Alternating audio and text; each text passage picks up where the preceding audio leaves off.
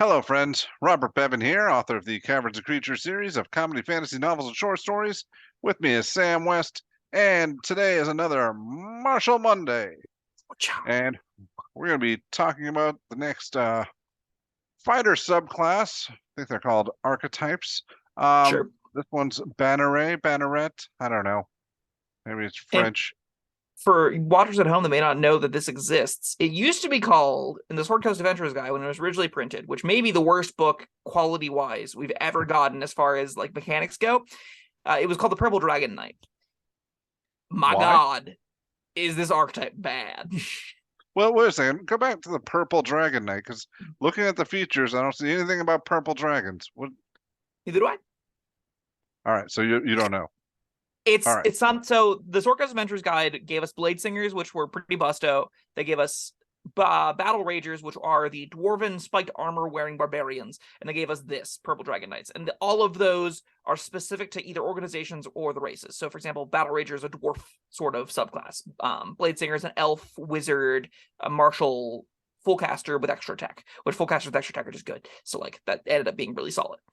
This is the fighter Purple Dragon Knights, or like, I don't know, there's someone on the Sword Coast that care about dignity or honor or whatever. I don't know the exact lore behind it.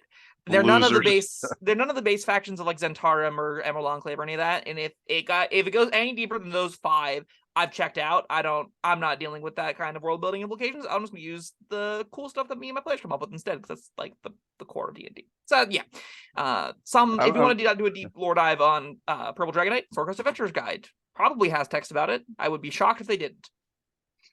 Now, this is, from my understanding, not a great subclass. No, Because it is not.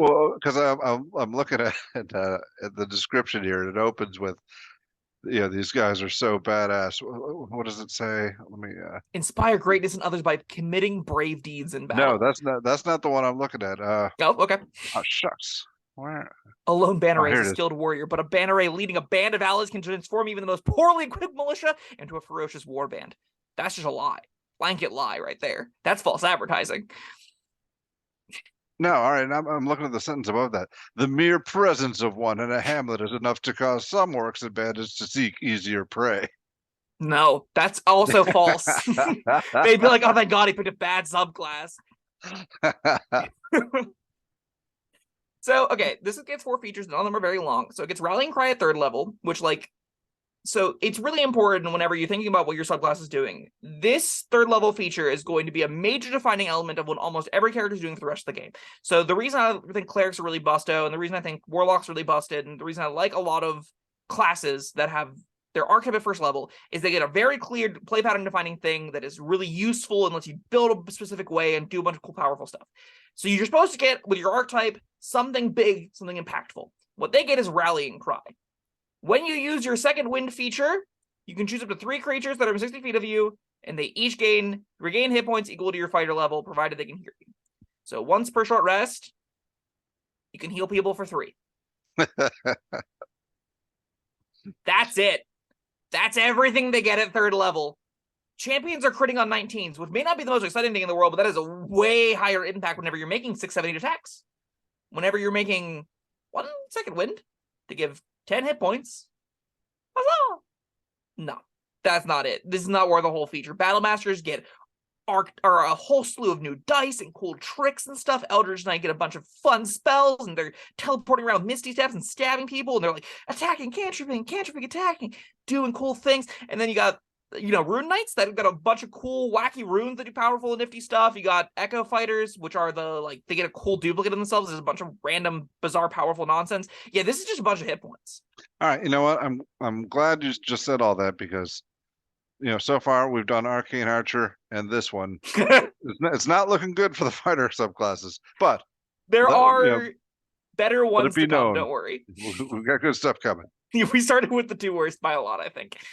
Yeah. All so right, well, I guess I was gonna say, surely, Sam, it gets better, but I think we already blew the cover on that one. But all right, what happens next? Okay, so 7th level gives you Royal Envoy. Knights are of high standing are expected to conduct themselves with grace. That's the first line. So you got some expectations on you now. That's built into the mechanics. No, I don't. At 7th level, you get proficiency in the persuasion skill. If you're already proficient, you get proficiency in one of the skill of the following of your choice: animal handling, insight, intimidation, or persuasion. Or performance, sorry. So out the gate, I don't know why they couldn't just let you pick one of those 5. It's stupid that you can't. Anyway, moving on.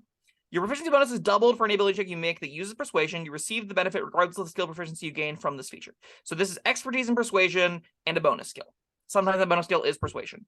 Is that worth the 7th level feature whenever the other thing you got is rallying cry? Not really. But this is a meaningful step up. At least having expertise in persuasion like lines you up as the face of the party. There's a really outstanding issue, though, with this coming in 7th level. And that is that every single charisma caster at the table has already gotten the reputation of being the face of the party, because they've added +5 to their modifiers for all of time. Royal Envoy is the only element of this class that cares about your charisma at all, in any meaningful way. And it's only because it cares about the persuasion skill. So there's no real reason to invest in it whenever fighters want a good con, a good dex, a good strength. All those are matter for the class. They want the decent AC, they want decent dex saves, they want good attack rolls. No matter what fighting weapons you're using, you care about those 3 stats to some degree. Less so if you're using a bow. You can kind of get away with just a bow and nothing else and just like, okay, I don't need to use my tank stats. I don't need to use second wind. I'll just shoot a bunch of stuff. Maybe that's where you go like bow plus charisma, and you got like a ranged fighter that's doing the Royal Envoy thing, and then you got expertise in it. You're like, okay, you can meaningfully be the face of the party that way. If you don't build specifically that character, though, you're going to feel like this isn't giving you much. It's letting you kind of transition to be a side grade to the Warlocks, and that's in the Sorcerers, the Bards, which definitely have expertise in persuasion, and the Rogues. Like, I'm thinking it's fine. I'm thinking Paladin. I mean, this is they're the charisma fighter. Well, yeah. When I think the knight that cares about honor, this is a Paladin. Yeah. Just flavor wise, this feels like it should have been a feature on a Paladin subclass that or I just base wouldn't Paladin like. even. Yeah. I'm a proponent, and a lot of people disagree with me, that I think expertise should be given out to most of the classes, just because if you have enough variation in skills, so they're like classes that are good at specific skills, it lets characters scale in such a way that someone's expert in Arcana, someone's an expert in religion, someone's an expert in stealth, someone's an expert in... Everyone has the way to empower their skills meaningfully in a scalar fashion. That would be cool if Paladins got persuasion, if Paladins got to do the Royal Envoy thing with insight and stuff, but they don't. Instead, this is shackled on here to no other meaningful features. So in combat, you currently have Rallying Cry for plus 21 hit points whenever you second wind, once per however long that takes, which is 7 hit points, 3 characters is going to feel worse than 21 to 1, which is a very big notable thing, right? But all right, yeah. Go ahead, sorry. But then you get Royal Envoy on top of it, which is just like, okay, out of combat, I have better skills. There's another quick thing to note here. Better skills are not a replacement. They are, in the new edition that we've seen the playtest documents for, are trying to make it this way. New and improvement to skills are not a replacement for out-of-combat features. These are not one and the same. A skill proficiency and a skill expertise that gives you a bonus to a roll doesn't replace something like Mage Hand. It doesn't replace something like Second Story Work. It doesn't replace features that give you actual ways to interface with the game on a different level out of combat, and they're treating it like it does. Fighters desperately need ways to interface outside of combat with the world around them. Royal Envoy not cutting it for me. Moving on? Yeah, I am not persuaded. Yeah. Inspiring Surge is what you get next. So whenever you action Surge, you can choose one creature within 60 feet of you that is allied with you, and it gets a free attack as a reaction. Neat. At 18th level, it gets 2. Or you use 2 allies instead of 1.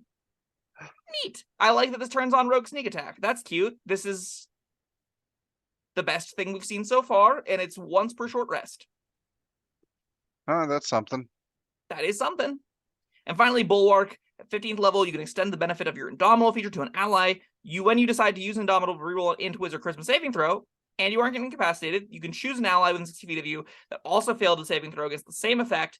If it can hear you, it rerolls and uses the new roll. This feature astounds me with how stupid it is. It is. That in order, like a lot of conditions to be met there. Yes, you have to be affected by the same Int, Wiz, or Charisma save only. Which a lot of Int Charisma saves are one target. You mind control an entity, you dominate person, you do X, Y, or Z, which means if someone else is getting targeted by something and you aren't, you have no meaningful way to help them. You have to have a mass AoE Int, Wiz, or Charisma save that affects you and an ally for this to have any text at all. And there are single-digit ones of those in the monster manual.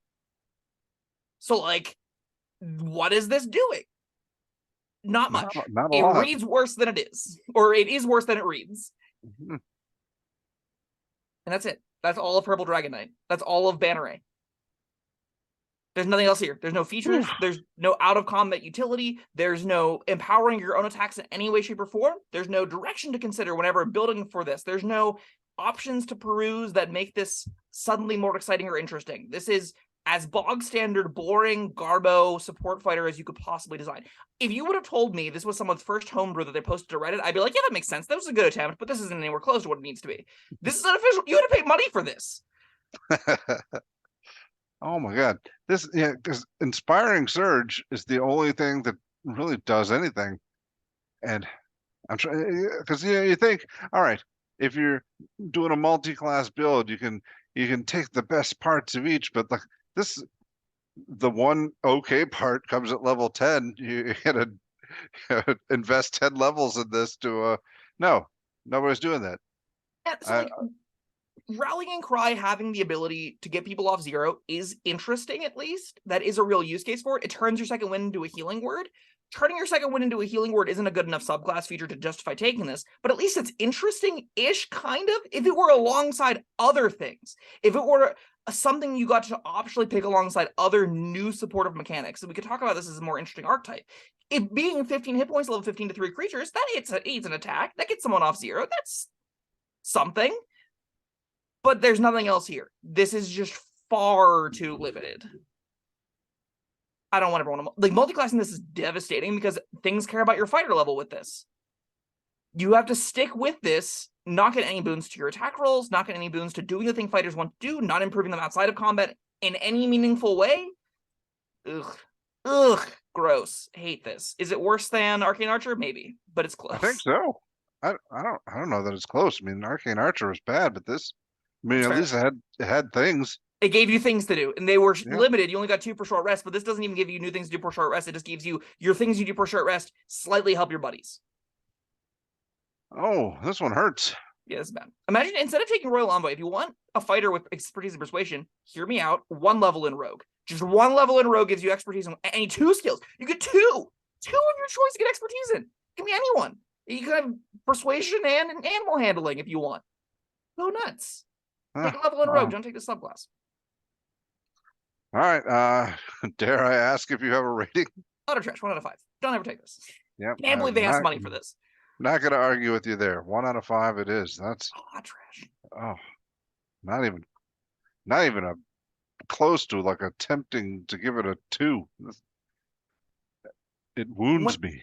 When base champion, which is an archetype I'm never excited to recommend to people, is just leagues better than this, we have nothing to talk about. This is just trash. There's Bulwark isn't even a feature. Like, are you kidding me? All right, everyone. If you've got anything good to say about this, I'd love to hear it in the comments. But I want to say I'd love it more, but I'd love it just as much to hear more bad things you have to say. So yeah, comment away. Thank you, Sam, for being here tonight, and thank you, everyone, for joining us. We'll see you next time. Bye-bye. Oh, no, that was leaving the comments. This is goodbye. All right. Thank you for watching. If you found this helpful, informative, or entertaining, I'd really appreciate it if you hit the like button below. You needn't smash it. A gentle tap will suffice. If you want to see more videos like this, subscribe to the channel. And make sure you check out the links in the description, where you'll find my Caverns Creatures series of comedy fantasy novels, Sam's full review of the spell, and other fun things.